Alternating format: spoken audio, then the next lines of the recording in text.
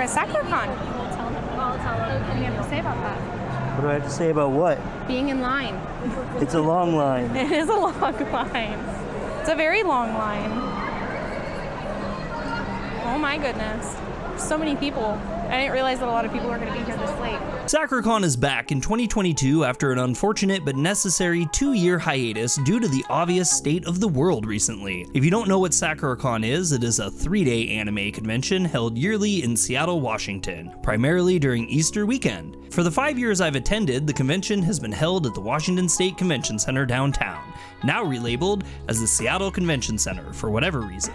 The convention is presented by the ANCEA, more longly known as the Asia Northwest Cultural Education Association. Honestly, I don't know a lot about the organization, but they host the event as well as other smaller events in the area and are maintained by an executive board, members of which are voted in by volunteers. Personally, as a multiple attendee, I could say a few things about management and especially public relations, but it's far outside the scope of what I'm here to talk about, which is the overwhelmingly amount of fun myself and Brii have every year. So what is there to do at the convention? Obviously, as many of the recordings I'm showing off are displaying, cosplaying is a very large part of the convention. Before even getting into the convention center, the city of Seattle is absolutely saturated with attendees dressed as their favorite anime and video game characters, furries, original designs, and a multitude of Japanese fashion styles, including intricate Lolita dresses. The first year I attended, I was admittedly too shy to attempt to dress up, but after my first year there,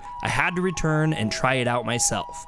Every year since, I've gone as Junpei from Persona 3, but this year I also added in the addition of Old Man Joseph from Part 3 of JoJo's Bizarre Adventures. Brii had a lot more outfits than I, and has gone as Ryukaru from Inu X-Boku, Moroha from Yashahime, Chi from Chobits, and the Pokemon Mimikyu, which was her favorite outfit by far this year. For 2023, I'm planning on adding Jotaro Kujo from Stardust Crusaders and Stone Ocean. If you're worried you don't have the money, the body, or the skills to craft an absolute stunner of a cosplay, don't fret. As with all fandoms, there's the jerks that try to gatekeep, but I would say the vast majority of attendees love everyone's cosplays, from the outstandingly complex and accurate to the obscure and hastily put together. Regardless if you go in costume or not though, you'll definitely have a lot of fun seeing all the wonderful creations everyone comes up with, and there's plenty of opportunities for pictures, many of which can easily be acquired by asking cosplayers standing outside the convention center, loitering in one of my favorite places outside the convention center,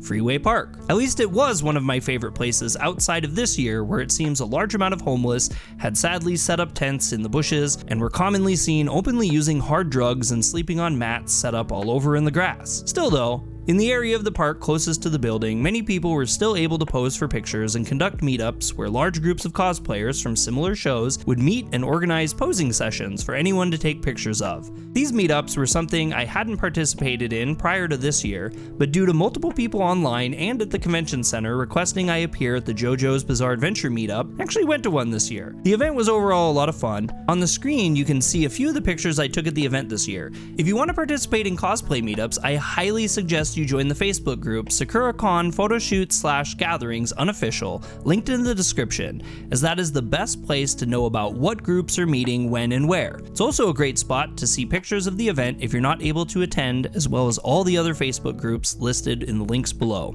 I have no affiliation with any of these groups, I'm just sharing the information. Along with unofficial cosplay events and photography, the convention has a slew of other events, mostly in the form of panels. I couldn't list them all here without the video being an hour long, but in short, you can find everything from professional voice actors talking about their career paths to volunteer-run passion panels where people host presentations and discussion of anime-centric topics. They also have events such as arts and crafts, tabletop and card gaming, Japanese history presentations, Japanese fashion runway shows, and a huge on-stage cosplay contest, which I seem to always miss going to. Maybe 2023. In 2022, we weren't able to go to as many panels as we had a lot on our plate, but last year we went to an absolutely amazing one hosted by voice actor David Vincent, who you should know is the narrator of JoJo's Bizarre Adventures, and other professionals. At the panel, the voice actors not only talked about how they became voice actors, but also brought up a selection of the audience to do some voice training activities. The entire thing was an absolute blast, and it was great to see the people making the voices of the characters we love so much interacting with us all in our shared passions.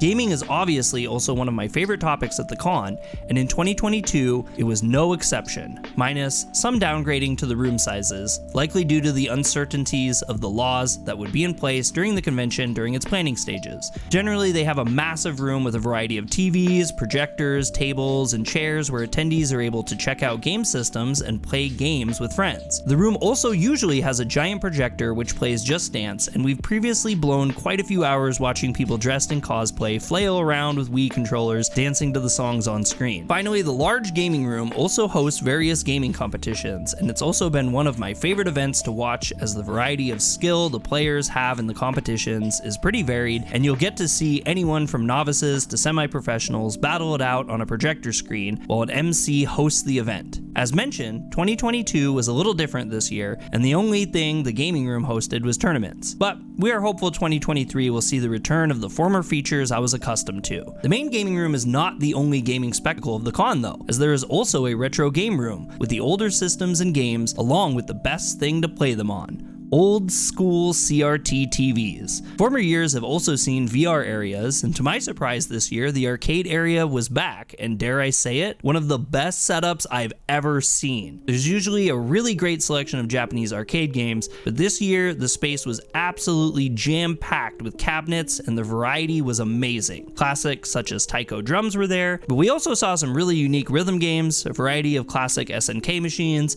and a huge assortment of Dance Dance Revolution and similar machines. It was amazing, and being that they are all set up to play for free, it's not hard to spend all your time playing Japanese games.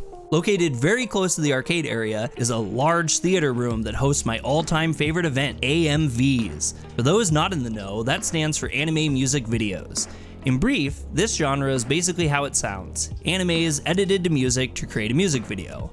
At description, I honestly wouldn't be surprised if many would state they have no interest in them, but I can't suggest enough that if you're attending, you should drop on in to an Iron Editor show at the very least. When I was new to the con, I ended up stumbling into the room out of sheer curiosity and to rest my feet, and honestly, it changed my entire con experience. The videos that play are not just well edited, but offer a lot of varying emotions such as rage, silliness, sadness, and excitement. The previously mentioned Iron Editor event adds to the fantasticness of it all, as the show takes multiple video editors and has them use the same resources to edit videos in real time to see who comes up with the best finished product. While the editors are editing, a host announces various sets of AMVs and offers some light commentary along with them. It's a great show and always one of my favorite experiences at the con. If I can find the link, I'll link a playlist down below that a con goer put together showing all the AMVs this year. But honestly, while they are fun to watch at home, hanging out in a giant theater room with hundreds of weebs laughing and crying at videos is an experience that just can't be emulated elsewhere. The Expo Hall is also one of our favorite destinations at the con, and honestly, after not having the con for 2 years, we had a lot of savings built up and spent way too much money in this area. I swear, it was like we just couldn't stay away. The Expo Hall is the bulk of our footage, and yeah, there's a lot to see here. It's essentially a giant otaku bazaar. Vendors come from all over to sell their wares, and there's really not a lot you can't get here. I fleshed out a huge amount of my missing Shin Megami Tensei games this year at one of the many gaming stalls, but aside from that, there's art like crazy, custom clothing, figures, replica props, swords, backpacks, hentai, Faku is always our first stop, animation cells, comic books, figures, plushies, music, DVDs, figures, posters, and a whole lot more. Oh, and there's figures if I didn't mention that. There's not a whole lot to say here, but I will forewarn you that the Expo Hall is generally not the best place to get deals on merchandise, so don't expect a lot of discount items.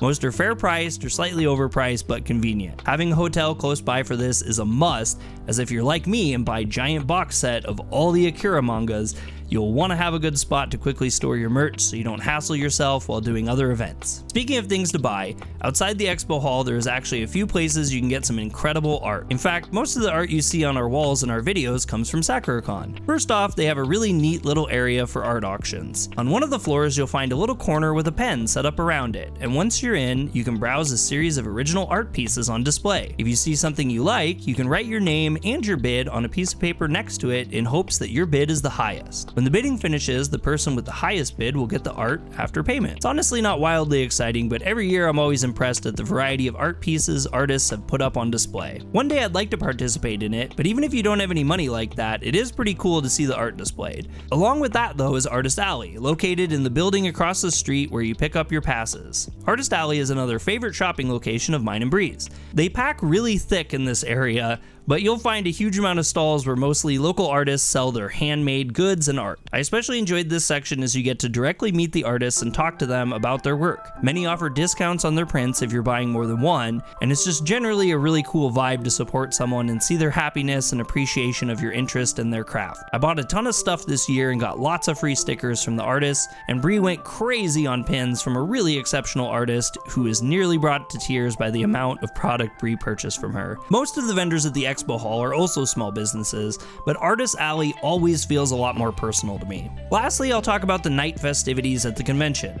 The passes for Sakura Con are a little weird to a lot of people, but are sold as a membership, so no daily passes are offered for those wanting to go only one day. Along with this, the event runs nearly 24 hours from the time it starts on Friday to when it finishes on Sunday. The late night culture is always a lot of fun to me, as I'm a night owl and can appreciate things going on as late as 6 a.m. One of my favorite low-key activities is to attend some late night anime theater sessions. There's usually about 4 rooms with projectors playing various animes that offer a pretty good amount of seating. It's a great way to unwind after a long day on your feet, and they play some pretty great stuff from old classics to obscure anime you might not have seen to new releases. If you're into something more high energy though, there's also live concerts that host Japanese bands, often ones who have appeared in anime intros and outros. They have a massive stage and gigantic room you can go into and dance the night away in cosplay with a bunch of other people doing the same. Later in the evening, they also host dance parties they refer to as raves. I'm not in the scene, so I'm not exactly sure what makes a rave, and some of the elites don't seem to think that the events are any good, but personally myself and Brii always have some pretty crazy fun, and after the con I swear I've lost weight just from dancing all night every night. People show up in traditional rave outfits, in cosplay, or just in street clothes and rock out to the DJs spinning music while the lights explode all over the room and anime plays on giant projectors. I know I wasn't able to cover every aspect of the con, but I hope this video gave you a better idea of the convention or some nostalgic feelings if you're a regular. If you like anime news reviews and gaming, feel free to join the elite Senpai squad and subscribe. If you like the content, consider hitting a thumbs up button and help us grow our channel. I'm Dre with Yokoso Otaku, and I'll catch you on the next one.